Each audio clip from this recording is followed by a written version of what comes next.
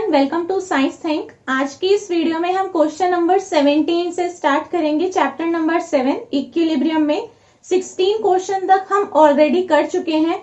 अगर आपने वो वीडियोस नहीं देखी हैं तो ऊपर आई बटन और नीचे डिस्क्रिप्शन बॉक्स में आपको उन वीडियोस का लिंक मिल जाएगा, आप उनके भी सोल्यूशंस को देख सकते हैं।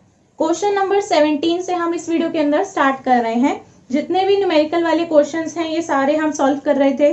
क्वेश्चन को आप अपनी स्क्रीन के ऊपर भी पढ़ सकते हैं या फिर अपनी बुक निकाल कर भी पढ़ सकते हैं। देखिए क्वेश्चन नंबर 17 है, केपी आपको दे रखा है टेम्परेचर पर, इक्विलिब्रियम कॉन्सेंट्रेशन आपको C2H6 की बतानी है। अगर हम उसको एक फ्लास्क के अंदर प्लेस करते हैं, 4 atm is the pressure and आपको एक इक्वेशन दे रखी है, ठीक है। सो सबसे पहले हम लिख लेते हैं जो चीज हमें गिवन है, जो चीज हमें दी हुई है। 17th में यहाँ पर है आपका केपी गिवन है। रिएक्शन में सबसे पहले लिख देती हूँ, ये आपको दी है C2H6 गैस में है। देन इक्विलिब्रियम का साइन है,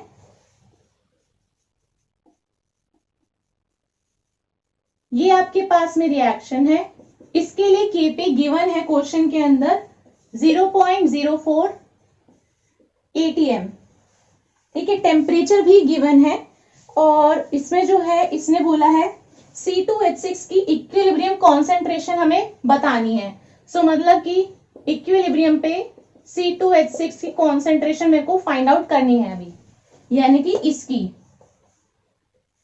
और फ्लास्क का जो आपको प्रेशर है ये दे रखा है 4 atm। तो यानी कि इसको इनिशियली कितने प्रेशर पे रखा गया है, 4 atm पे। तो यानी कि आपको इनिशियल तो बता दिया है, आपको इक्विलिब्रियम वाला बता देना है। तो अभी तक जैसे हम क्वेश्चंस को सॉल्व कर रहे थे बिल्कुल ऐसे ही आपको इस क्वेश्चन को भी सॉल्व करना है। यहां पर हम सबसे पहले लिखेंगे इनिशियली इसका प्रेशर जो है वो दिया हुआ है कितने पे है, 4 atm पे है। तो यानी इसका है इनिशियली 4, ये atm में है प्रेशर। इनिशियली आपका कोई भी प्रोडक्ट बना होगा, नहीं बना होगा। एट इक्विलिब्रियम, इस तरीके को क्वेश्चन पहले हमने किए हुए हैं सारे, ठीक है। एट इक्विलिब्रियम 4 atm जो है इसमें से कुछ प्रेशर घट गया होगा, मान लेते हैं वो प्रेशर हमारा P है इसका। सो P प्रेशर जो है वो रिड्यूस हो गया है, डिक्रीज हो गया है। तो यहां पर भी कितना बना होगा, P बना होगा, और यहां भी कितना प्रेशर बना होगा, P बना होगा, ठीक है ना। अकॉर्डिंग टू दिस इक्वेशन हम पता लगा सकते हैं कि भाई बना कितना है। तो हमारे पास में इक्विलिब्रियम पे जो कॉन्सेंट्रेशन आएगी ना वो हो जाएगी इसकी ये और इसकी ये। अब इसके लिए हम यहां से लिख सकते हैं इसका एक्सप्रेशन, केपी क्या हो जाता है, केपी हो जाएगा इसके लिए आपको वही करना है, प्रोडक्ट बाय रिएक्टेंट आता है। सो ऊपर हम क्या लिखेंगे, प्रेशर C2H4 का, बिकॉज गैस है ये भी, प्रेशर आएगा H2 का, ये भी गैस है, और C2H6 भी गैस है। तो ये कहां जाएगा, रिएक्टेंट यानी नीचे C2H6, सबकी पावर में 1 रहेगा। तो आपका केपी का जो एक्सप्रेशन है वो कुछ इस तरीके से आ जाएगा। अब यहाँ पे आपके पास में जो इनका इक्विलिब्रियम है उस पे आपको ये और ये चीज पता है, तो आप इसे यहाँ पर और यहाँ पर रख सकते हो। केपी आपको गिवन है रिएक्शन का 0.04 इज इक्वल टू C2H4 का माना है हमने P, H2 का माना है P प्रेशर एट इक्विलिब्रियम, और इसका है 4 - P। इस तरीके से होगा, इसको हम लिख सकते हैं P² अपॉन में 4 - P। P इंटू P करोगे तो P² आएगा आपके पास में, ठीक है। तो आपके पास में ये चीज आ गई। अब इसको यहां पर लिख देते हैं, आपको P² फाइंड आउट करना है, ये हो जाएगा 0.04 इंटू 4 - P। यहां से आप P के लिए सॉल्व करोगे, ठीक है। P के लिए आप यहां से सॉल्व करोगे, जो भी आपकी वैल्यू आएगी यहां पर मैंने लिखी नहीं कितनी आ रही है, और यहां से आपको क्या करना है, उसको पुट कर देना है इक्विलिब्रियम पे जो हमने इसकी मानी है। क्या माना है इसको हमने, C2H6 के लिए 4 - P माना है। तो जो भी वैल्यू आएगी उसको 4 में से माइनस कर देना, बस वही आपका आंसर है। सो 4 में से माइनस करोगे P is 0.38 आप खुद कैलकुलेट करके देख सकते हो कितना आ रहा है, ठीक है। यहाँ पर मैंने कर दिया 4 माइनस 0.38, 0.38 इज पी, तो कितना आ रहा है बचने के बाद में 0.62, लेकिन ये भी क्या है एटीएम में है, ठीक है, क्योंकि हम यहाँ पे प्रेशर लेके चल रहे हैं। तो यहाँ पे हमने किस तरीके से सॉल्व किया है, आपको जो है इनिशियल बता दी, इक्विलिब्रियम वाली पूछी हुई है, तो इक्विलिब्रियम पे हम इस तरीके से लिखेंगे कि कुछ प्रेशर से रिड्यूस हो गया होगा, उसको हमने पी मान लिया।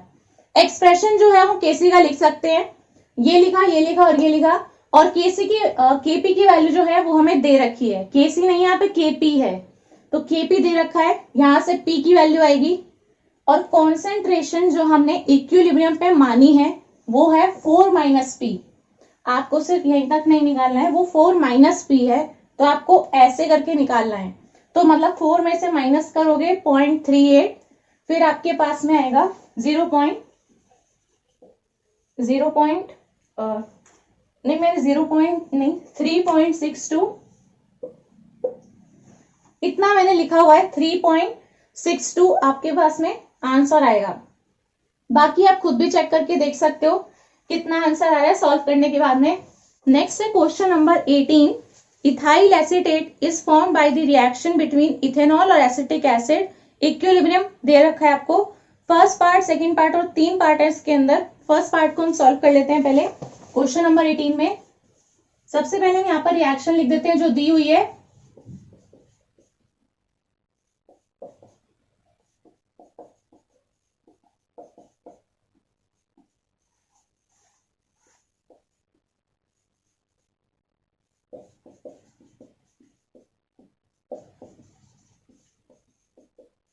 ये आपकी रिएक्शन गिवन है। फर्स्ट पार्ट के अंदर आपसे कहा है राइट द कॉन्सेंट्रेशन रेशियो, यानी कि रिएक्शन कोशेंट क्यूसी लिखना है इस रिएक्शन के लिए।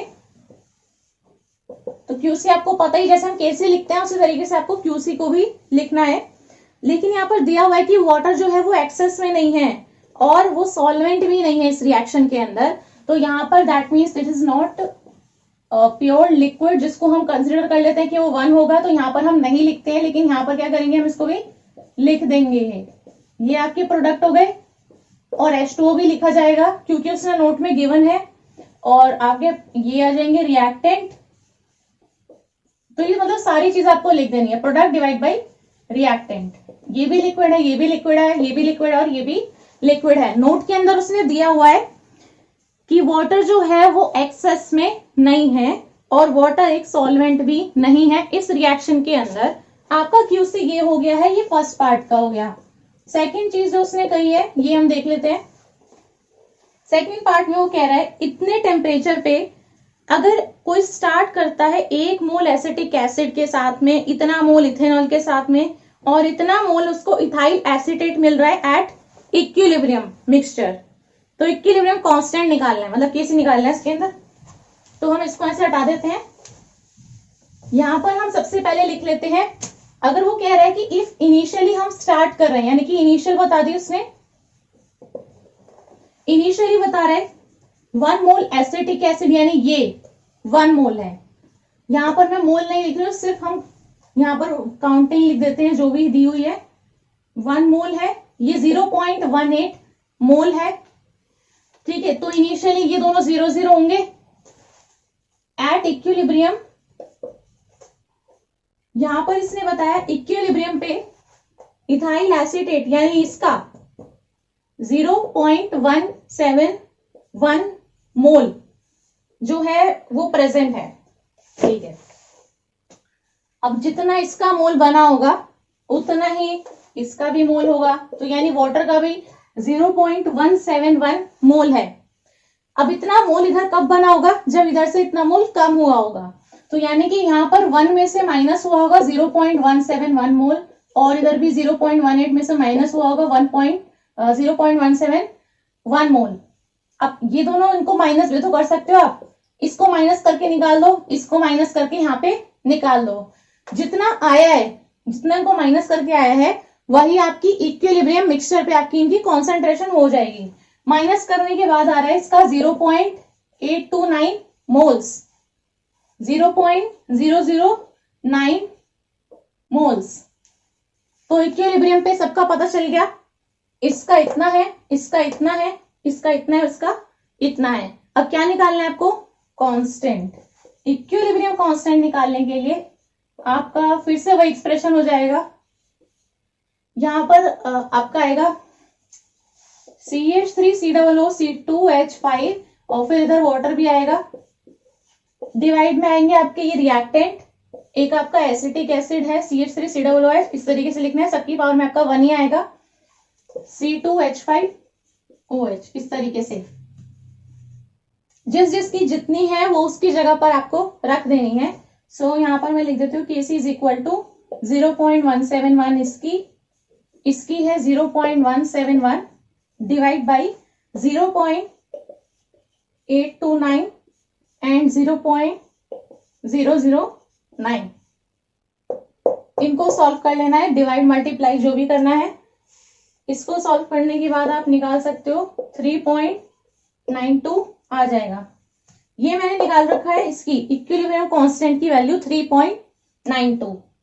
यहाँ पर जो हम फाइंड आउट कर रहे थे, इससे पिछली वीडियो के अंदर मैंने बताया था, जैसे कि मैंने निकाल दी है मोल्स, ये भी मेरे पास में मोल्स हैं, ये सारी चीजें मोल्स में है। यहाँ पर जो हम रख रहे हैं मोलर कॉन्सेंट्रेशन है, यहाँ पर आपको कुछ दिया तो हुआ नहीं है, तो यहाँ पर अगर आप सही से एक आंसर प्रेजेंट कर रहे हो तो आपको यहाँ पे लिखनी पड़ेगी इसकी मोलर कॉन्सेंट्रेशन हम निकाल रहे हैं। मोल्स निकालने के बाद में लिखोगे मोलर कॉन्सेंट्रेशन इन सब की। इसकी मोलर कॉन्सेंट्रेशन कुछ नहीं हो जाएगी, डिवाइड बाई वॉल्यूम हो जाएगा बस। इसमें भी वॉल्यूम से डिवाइड, इसमें भी वॉल्यूम से divide, that is the molar concentration. सब में वॉल्यूम से डिवाइड होता है इसमें। सो वॉल्यूम से डिवाइड करोगे तब भी उतना ही रहेगा, तो यहाँ पे कुछ फर्क नहीं पड़ेगा इतना, ठीक है। तो इसलिए मैंने डायरेक्टली आपको बता दिया है। वैसे मैंने पिछली वीडियो में बता दिया था कि कैसे कैसे करना है, क्योंकि उसमें इस टाइप का क्वेश्चन था। यहाँ पर जो है कोई जरूरत नहीं थी, आप सिंपली इसको सॉल्व करके भी निकाल सकते हो 3.92। अदरवाइज अगर आप डायरेक्ट यहाँ पर दिखाओगे कि हमने मोल्स रखे हैं, दैट सीम्स रॉन्ग। सो यहाँ पे आपको रखने हैं कि हम यहाँ पर इनकी मोलर कॉन्सेंट्रेशन को पुट करते हैं। इक्विलिब्रियम कांस्टेंट की आप डेफिनेशन में भी देख सकते हैं, मोलर कॉन्सेंट्रेशन रखी जाती है प्रोडक्ट की। इन दोनों का आपका प्रोडक्ट रहेगा, जितने भी आपके प्रोडक्ट्स होंगे, रिएक्टेंट में भी उनका प्रोडक्ट्स रहेगा, पावर में उनका स्टोइचियोमेट्रिक कोएफिशिएंट इस तरीके से चले जाएगा। आप यहाँ से चेकआउट कर सकते हो, 3.92 आ रहा है आपका आंसर। अब इसी के बाद में तीसरा पार्ट है इसी क्वेश्चन का। अगर हम 0.5 मोल इथेनॉल से स्टार्ट करते हैं, सिंपल मैं रिएक्शन लिख रही हूँ, CH3COOH। यहाँ पर इनकी स्टेट वही है, सबकी लिक्विड लिक्विड, ठीक है। यहाँ पर आपका CH3COOC2H5 प्लस आपका हो जाएगा वाटर। अब ये कह रहा है कि अगर हम इनिशियली स्टार्ट कर रहे हैं, इथेनॉल अब हमारा है 0.5 मोल्स, 1 मोल एसिटिक एसिड।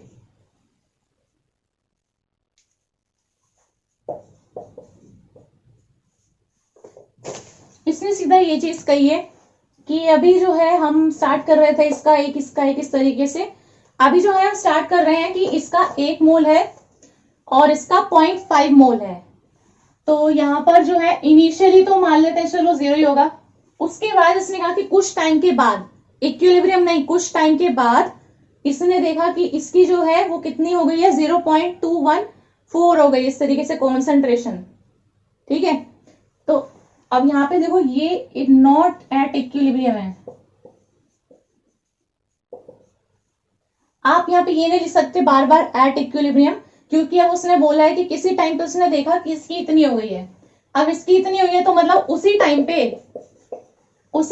जिस टाइम पे भी वो बात कर रहा है, तो उस टाइम पे इसकी भी इतनी रही होगी। इक्विलिब्रियम है नहीं है वो हम देख लेंगे। तो ये देख लेते हैं कि इसकी इतनी है तो इसकी भी इतनी है, मतलब इतना बना है, तो यहां से पहले इतना कम हुआ है और 0.5 में से भी इतना माइनस हुआ है यहाँ पे, ठीक है, क्योंकि इसमें तो 1 था, तो 1 में से इतना रिड्यूस होगा। इधर 0.5 था, 0.5 में से उतना रिड्यूस होगा। इसको माइनस कर लो, इसको माइनस कर लो, इसको माइनस करके कुछ आएगा, इसको माइनस करके कुछ आएगा। इसको माइनस करने के बाद आ रहा है 0.786 मोल्स हैं ये।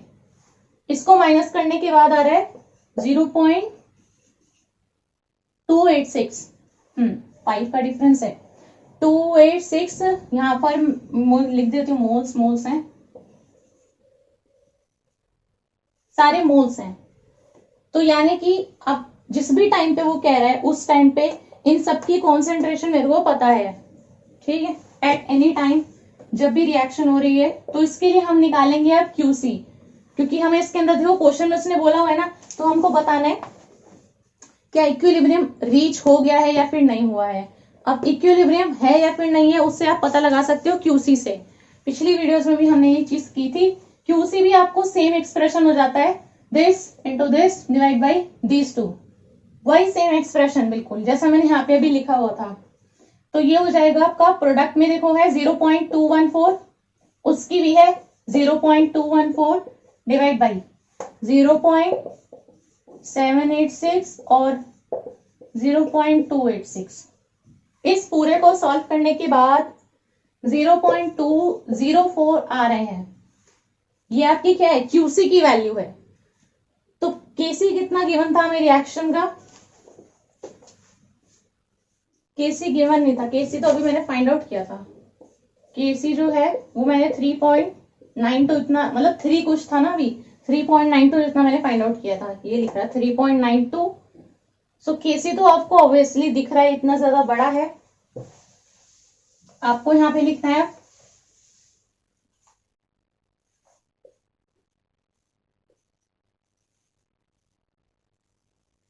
आपका केसी इज ग्रेटर देन क्यूसी। आपसे दोनों चीज उसने फाइंड आउट कराई हैं, तभी आप बता रहे हो कि केसी जो है वो ज्यादा बड़ा है देन क्यूसी। तो आपका equilibrium is not reached. So आपका आंसर सिंपल है कि नहीं, इक्विलिब्रियम अभी नहीं आया है, ठीक है, बस इतना ही उससे पूछा था। सो ये आपका 18 क्वेश्चन के तीनों आंसर्स हैं, तीनों पार्ट्स के। नेक्स्ट 19 है, अ सैंपल प्योर PCl5 का आपको जो है मेन चीज दे रखी है। PCl5 की जो कॉन्सेंट्रेशन वो इतनी है, वैल्यू Kc की दे रखी है, कॉन्सेंट्रेशन आपको PCl3 और Cl2 की बतानी है। यहाँ पर रिएक्शन लिख देते हैं, PCl5 आपकी गैस, PCl3 प्लस Cl2, इसके लिए आपको दिया हुआ है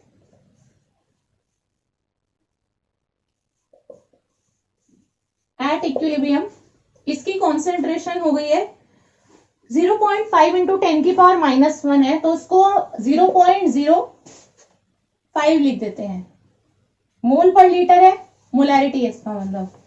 इसके बाद में केसी यहां पर लिख देते हैं 8.3 इंटू 10 की पावर -3 है, कॉन्सेंट्रेशन बताएंगे, ठीक है।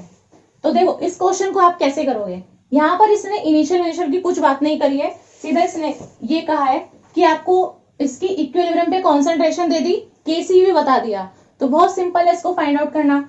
इक्विलिब्रियम पे ये इतना हो गया है, तो ये मान लो ये कितना होगा, ये एक्स मान लो, इसको भी एक्स मान लो, ठीक है। आप स्टेटमेंट की फॉर्म में पूरा लिख सकते हो ये अपनी कॉपी में कि कैसे कैसे हम कर रहे हैं, ठीक है। यहाँ पर मैं सिर्फ समझा रही हूँ कैसे करना है।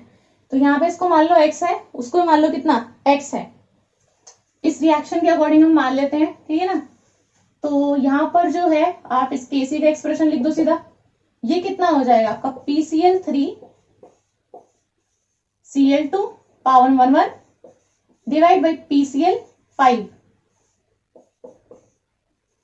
यहां पर लिख दो x इसकी है, x इसकी है, डिवाइड बाई 0.05 इसकी है।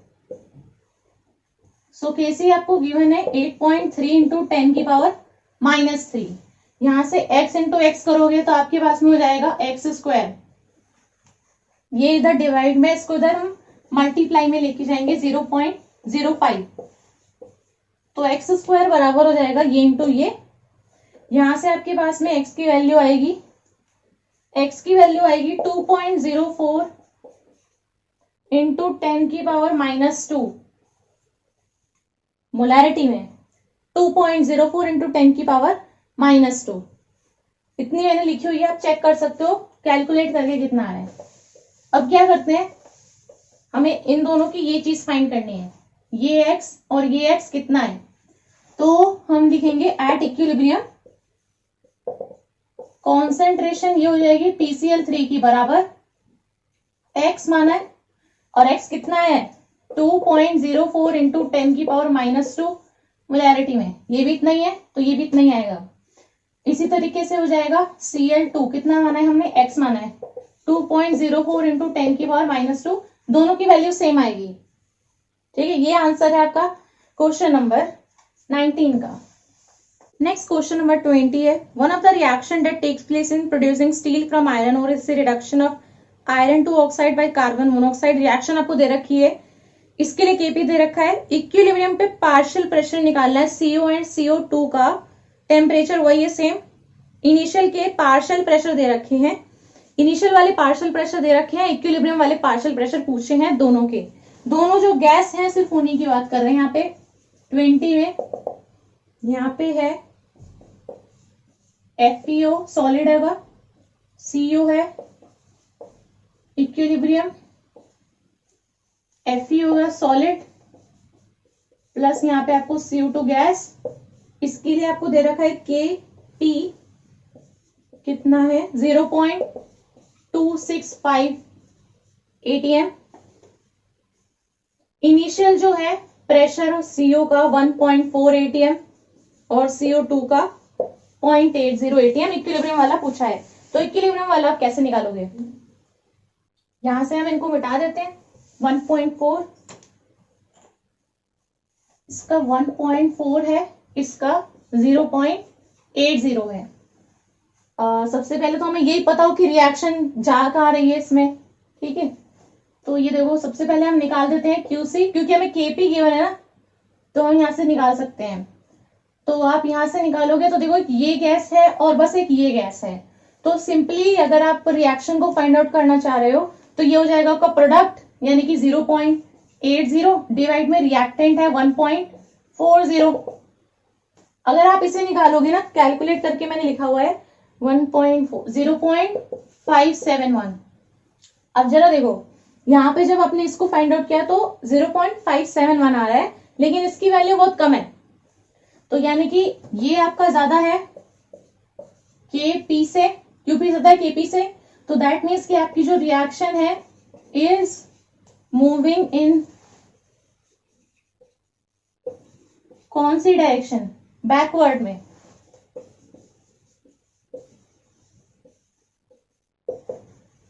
क्योंकि आपका इसकी वैल्यू ग्रेटर देन आई है Kp से, इसीलिए आपकी जो रिएक्शन है इसका मतलब वो कहां जा रही है, बैकवर्ड डायरेक्शन में। इक्वल आता तो इक्विलिब्रियम, अगर उल्टा हो जाता तो फॉरवर्ड में जा रही होती। सिंपली ये मीनिंग है, इसका मतलब रिएक्शन जो है वो बैकवर्ड में जा रही है। प्रेशर यहाँ पे दो ही चीजों की वजह से है बस, एक इसका प्रेशर है और एक इसका प्रेशर है। अगर ये यहां से यहां जा रहा है, इसका मतलब यहां से प्रेशर तो माइनस हो रहा होगा, और यहाँ पे जा रहा है तो इसका मतलब प्रेशर यहाँ पे बढ़ रहा होगा। तो यानी यहाँ पे हमें माइनस प्रेशर करना पड़ेगा और यहाँ पे हमें प्रेशर को प्लस करना पड़ेगा, ऐड करना पड़ेगा। तो यहां से हम -P कर देते हैं, इधर हम क्या कर देते हैं +P।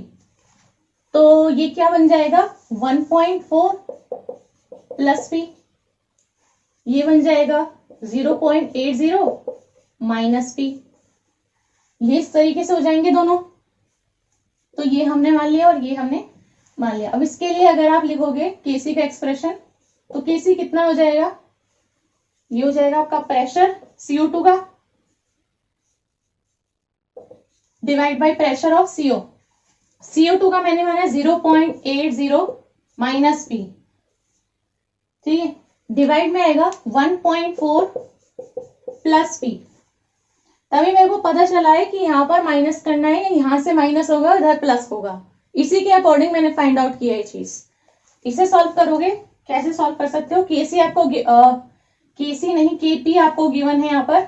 इस चीज का बहुत ध्यान रखना है कि आपको यहाँ पे Kc लिखना है, Kp लिखना है। यहाँ पर आपको किसी स्क्वायर ब्रैकेट का यूज नहीं करना है, सिंपल आप इस तरीके से ब्रैकेट लगा सकते हो। Kp जो है गिवन है 0.265 इज इक्वल टू, यहाँ पर आपका हो जाएगा 0.80 -P डिवाइड हो जाएगा 1.4 +P।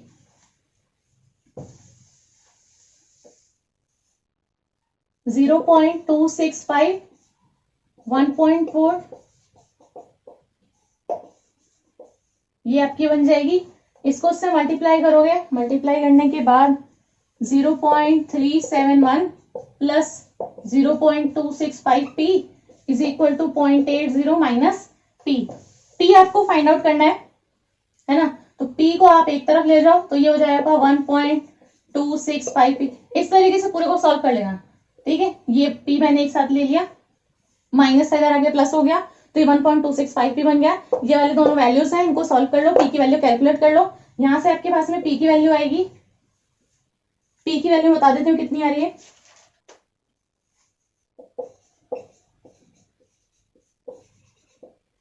$0.339 ATM कितनी आ रही है, ये हो गई आपकी P की वैल्यू।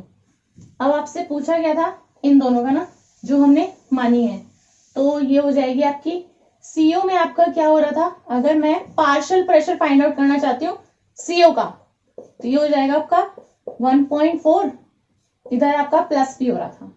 CO2 का पार्शियल प्रेशर कितना हो जाएगा, ये हो जाएगा 0.80 माइनस P हो रहा था।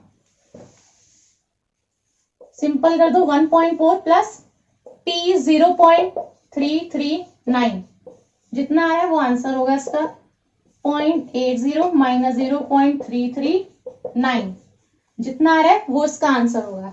दोनों ATM में आएंगे।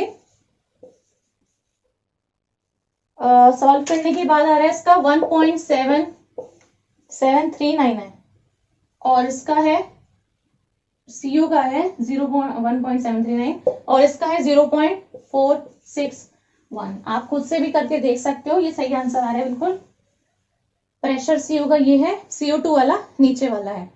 ये आपको क्वेश्चन नंबर 20 का आंसर है। नेक्स्ट क्वेश्चन नंबर 21 है, केसी दे रखा है, रिएक्शन आपकी दी हुई है, रिएक्शन मिक्सचर में आपको दे रखा है, एक पर्टिकुलर टाइम पे इतना मोल इसका है, इतना मोल इसका है, इतना मोल इसका है। बताना है कि रिएक्शन इक्विलिब्रियम पे है या फिर नहीं है। इसके बाद में है, अगर नहीं है तो किस डायरेक्शन में है, reaction tend to proceed to reach equilibrium, तो यानी रिएक्शन किस डायरेक्शन में जाएगी कि वो इक्विलिब्रियम पे आ जाए। तो बेसिकली आपकी जो रिएक्शन है वो ये वाली दे रखी है, N2 plus 3H2 gives 2NH3। ये आपका गैस में है। इनिशियली जो है ये बोल रहा है कि इसका कितने बोल रहा है, 3 मोल N2 बोल रहा है। इनिशियली मैं यहाँ पे लिख रही हूँ, इनिशियली नहीं है, किसी टाइम पे है, ना इक्विलिब्रियम है ना इनिशियल है, कुछ भी नहीं है, किसी भी टाइम पे बोल रहा है वो, एट एनी टाइम। इसका 3 मोल है, इसका 2 मोल है, मोलैरिटी है, मोल पर लीटर लिख रही हूँ यहाँ पे, डिवाइडेड बाय वॉल्यूम है ना, तो हम इस तरीके से लिखेंगे। खाली मोल्स दिए होते तो मोल्स लिख लेते, इधर 0.5 मोलैरिटी है। तो ये वाली जो रिएक्शन है इक्विलिब्रियम पे है या फिर नहीं है, इसके लिए आपको इसका QC फाइंड आउट करना पड़ेगा। QC आपको सेम वैसे निकालना है जैसे अभी तक निकाल रहे थे। ये आपका हो जाएगा, प्रोडक्ट में आपका NH3 है, क्योंकि गैसियस में इसलिए लिखेंगे, इसकी पावर में 2 इसका स्टोइचियोमेट्रिक कोफिशिएंट चले जाएगा, डिवाइड में आपका आ जाएगा N2, यहाँ पर आपका आ जाएगा H2, इसकी पावर हो जाएगी 3। जो दिया है वो सारा इसकी जगह पे रख दो, NH3 is 0.5 का स्क्वायर, ये आपका है 3 और ये आपका 2 की पावर 3, 3.0 2.0 है, वही बात है कि 3 2 लिख सकते हैं इसको। सिंपल इसको सॉल्व करोगे तो सॉल्व करने के बाद बता रही हूँ कितना आ रहा है, 0.0104। ये आपकी QC है। और KC कितना गिवन था, क्वेश्चन के अंदर है KC है आपका 0.061, तो यानी कि KC ग्रेटर देन है। KC सीधा सीधा देख सकते हो 0.061 है, यहाँ 0.010 है, तो KC is greater than QC। That means कि आपकी जो रिएक्शन है वो जा रही है फॉरवर्ड डायरेक्शन में। फॉरवर्ड डायरेक्शन का मतलब है कि इट विल फॉर्म प्रोडक्ट्स,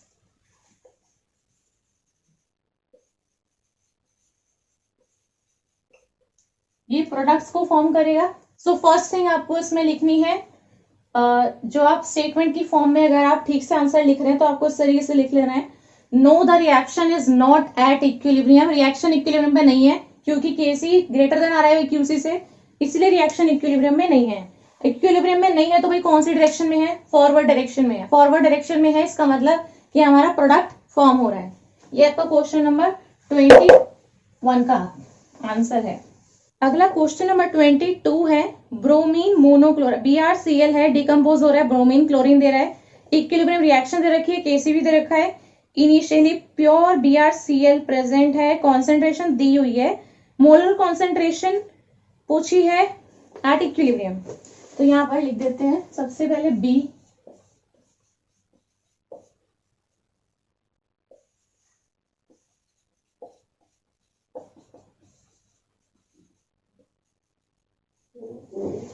ये आपकी रिएक्शन है, इसके लिए आपको केसी 32 दिया है, 32, टेम्परेचर 500 केल्विन है, प्रेजेंट इनिशियल है 3.3, इतना आपको दे रखा है। मोलर कॉन्सेंट्रेशन इक्विलिब्रियम पे पूछी हुई है, तो ये आपकी इनिशियल है, इनिशियल हम मान लेते हैं, ये हो जाएगी 0 इक्विलिब्रियम पे अगर मैं लिख रही हूं, इक्विलिब्रियम पे जो इसकी इनिशियल है इसमें से माइनस कर देते हैं x, ये आपको मोलारिटी में रहेगा, यहां से x माइनस हो रहा है, यहाँ पे 2 मोल है लेकिन यहाँ बन कितना रहा है, इसका आधा यानी 1 मोल, तो यहाँ बनेगा कितना, जितना कम हुआ है इसका आधा, तो x/2 ठीक है। ये आपकी इक्विलिब्रियम पे होगी तीनों की। यहां से आपके पास में केसी क्योंकि गिवन है तो हम यहाँ पे केसी का एक्सप्रेशन लिख देते हैं, ये आपका हो जाएगा, प्रोडक्ट में है आपका Br2, इधर कितना है Cl2, दोनों गैस है, नीचे आपका आ जाएगा BrCl इसकी पावर 2, इस तरीके से लिखेंगे हम एक्सप्रेशन, ये कितना है x/2, ये भी कितना है x/2, नीचे आपका आ जाएगा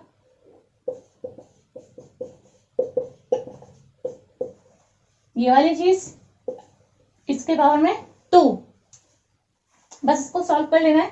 केसी की जगह पे यहाँ पे सीधा रख दो 32 के इक्वल, इसे सॉल्व करने के बाद में x की वैल्यू कितनी आ रही है 3.0 इंटू 10 की पावर -3, ओके, बस आपको x फाइंड आउट कर लेना था। अब x पता चल गया, इक्विलिब्रियम मिक्सचर की इसने पूछी है, तो यानी इसकी भी बतानी है, इसकी बतानी है, इसकी भी बतानी है, तीनों की, तो इसकी कितनी हो जाएगी कॉन्सेंट्रेशन BrCl की, ये निकलेगी इसमें पुट करने के बाद -x है इतना 3.0 इंटू 10 की पावर -3, इसे सॉल्व करोगे, सॉल्व करने के बाद आपका आएगा 3.0 इंटू 10 की पावर -4 मोलर, इतना आपका आंसर आ रहा है, आप खुद से भी चेकआउट कर सकते हैं। इसी तरीके से आप Br2 में भी रख सकते हो, Cl2 में भी रख सकते हो, दोनों की आ जाएगी, आपको सिर्फ ये x पता होना चाहिए, ठीक है। तो ये आपका आंसर हो जाता है क्वेश्चन नंबर 22 का। नेक्स्ट है क्वेश्चन नंबर 23, टेम्परेचर दे रखा है 180 atm, आपको प्रेशर दे रखा है, gaseous mixture CO and CO2 का है, equilibrium with solid carbon 90.55% CO by mass, equilibrium दे रखा है, केसी पूछा है इस रिएक्शन के लिए। यहां पर मैं रिएक्शन लिख देती हूं, आपके पास में कार्बन सॉलिड में है, CO2 आपको गैस दी हुई है,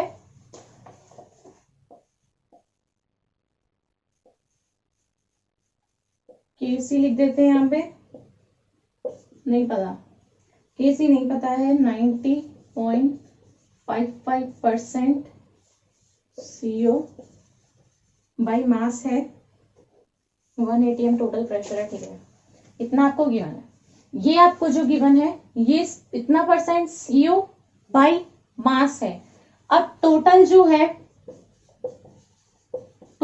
होगा वो पूरा 100% होगा, 100% होगा, ठीक है। अब क्योंकि इसने बाई मास बोला है तो हम इसको लिखेंगे टोटल 100 ग्राम है। 90.55% CO का मतलब है कि CO का कितना हो जाएगा फिर उसमें 90.55 ग्राम्स, बाई मास बोला है इसलिए ग्राम्स में लिखेंगे। अब टोटल 100 ग्राम है, इतना CO बोला था तो यानी CO इतने ग्राम हो गया, बाकी जो बचा है वो किसका हो जाएगा CO2 का 9.45 ग्राम्स, है ना, इस तरीके से आपका हो जाएगा। आपके पास में मास आ गया, आपके पास में इसका मोलर मास भी होगा, इसको हटा देते हैं, इसको बढ़ा देते हैं। तो मैं यहाँ से निकाल सकती हूँ सबसे पहले इनके मोल्स। मोल्स में यहाँ पे लिख देती हूँ CO के, मोल्स लिख देते हैं यहाँ पे CO2 के। CO के हो जाएंगे आपके 90.55 डिवाइड बाई इसका मतलब, फिर यहाँ पे आ जाएगा 9.55 डिवाइड बाई ये आपका 44। इसे सॉल्व करने के बाद आ रहा है 3.234 मोल्स। ठीक है, मैं पूरा करके दिखा रही हूँ, देखो आपको कैसे कैसे करना है। 0.215 मोल्स, मैंने दोनों के मोल्स निकाले हैं। अभी आप यहाँ पे देखते रहो मैं क्या कर रही हूँ। यहाँ पे मैंने सबसे पहले इनका मास निकाल दिया, जो उसने मेरे को परसेंटेज दी हुई थी उस चीज से। मास पता है, मोलर मास पता है, मैंने मोल्स निकाल दिए। मोल से मोल फ्रैक्शन निकल सकता है। मोल फ्रैक्शन CO का हो जाएगा 3.234 डिवाइड बाई इन दोनों के टोटल मोल्स, यानी 3.234 प्लस 0.215। मोल फ्रैक्शन इस तरीके से निकलेगा, इसके moles divide by total moles, और इसके मोल्स कितने आ रहे हैं 0.938। अब इसके मोल्स पता चल गए, मोल फ्रैक्शन पता चल गया। मोल फ्रैक्शन जो है ये आपका हो जाएगा CO2 का। कैसे निकाल सकते हो, 1 माइनस करके निकाल दो, या फिर इस तरीके से भी निकाल सकते हो, जैसे आपको लगे वैसे। तो माइनस कर दो 1 में से, तो 0.938 ये इसका मोल फ्रैक्शन हो गया है। मैंने मोल्स निकाल दिए, मोल फ्रैक्शन निकाल दिया, क्योंकि यहां पर से हम क्या कर सकते हैं, अगर मैं इसके लिए लिखती हूँ, मेरे को KC फाइंड आउट करना है और उसके लिए मेरे पास में कोई भी इस तरीके का डेटा नहीं है, यहां से मैं पहले KP फाइंड आउट कर सकती हूँ, ये डिवाइड बाई ये करके। अब इसके लिए पहले मेरे को इनका प्रेशर चाहिएगा, पार्शियल प्रेशर CO का भी और CO2 का भी, तो वो मैं यहां से फाइंड आउट कर सकती हूँ। पहले मैंने मोल्स निकाले, मोल फ्रैक्शन निकाला। अब जो इनका इंडिविजुअल ये मोल फ्रैक्शन है उसको आप P टोटल जो क्वेश्चन के अंदर गिवन था सबसे पहले 1 ATM के साथ में अगर आप मल्टीप्लाई करते हो तो आपके पास में पार्शियल प्रेशर आ जाता है CO2 का एंड CO दोनों का। तो यहां पर लिख लेते हैं प्रेशर CO का और पार्शियल प्रेशर CO2 का, दोनों का पार्शियल प्रेशर हो जाएगा। इनका मोल फ्रैक्शन, इसका 0.938 है, इसका 0.062 है। इसको आप मल्टीप्लाई कर दोगे P टोटल यानी कि 1 ATM गिवन है, कितना रहेगा, सेम ही रहेगा, 1 से मल्टीप्लाई कर रहे हैं तो 0.938 ATM हो गया प्रेशर, 0.062 ATM हो गया प्रेशर। दोनों के पार्शियल प्रेशर पता चल गए। इसे आप रख सकते हो KP के एक्सप्रेशन में, ये हो जाएगा आपका प्रेशर, ये CO का, इसका भी स्क्वायर डिवाइड में आपका प्रेशर CO2 का। तो ये प्रेशर आपका CO का कितना है 0.938 का स्क्वायर 0.062। इससे सॉल्व कर लो। सॉल्व करने के बाद में आ रहा है 14.19। 14.19 जो है ये KP की वैल्यू है। KP से KC कैसे फाइंड आउट करते हैं ये आपको आना चाहिए। एक्सप्रेशन हमें पता है KP बराबर होता है KC RT की पावर डेल NG, मतलब इसमें डेल NG भी फाइंड आउट करना पड़ेगा। अभी पहले हमें डेल्टा NG निकाल देते हैं। प्रोडक्ट में आपके गैशियस के मोल्स 2 हैं माइनस रिएक्टेंट में 1 है, तो कितना आ गई 1 आ गई वैल्यू, मतलब लिखने की जरूरत नहीं पड़ेगी। और अगर आप यहां से KC निकालना चाहते हो तो ये हो जाएगा आपका KP RT की पावर ये पूरी 1 हो जाएगी, ये आपका डिवाइड में चले जाएगा RT। इसको लिख दो आप, KP कितना था 14.19 divide by R into T। R आपका 0.0831। टेम्परेचर आपको कितना दिया था क्वेश्चन में, टेम्परेचर आपका है 1127, क्योंकि केल्विन में ही गिवन है, ऑलरेडी केल्विन में गिवन है तो एज इट इज मैंने इसको लिख दिया। यहां से KP निकाल दो, KC निकाल दो सॉल्व करके। सॉल्व करने के बाद आपका आ रहा है ये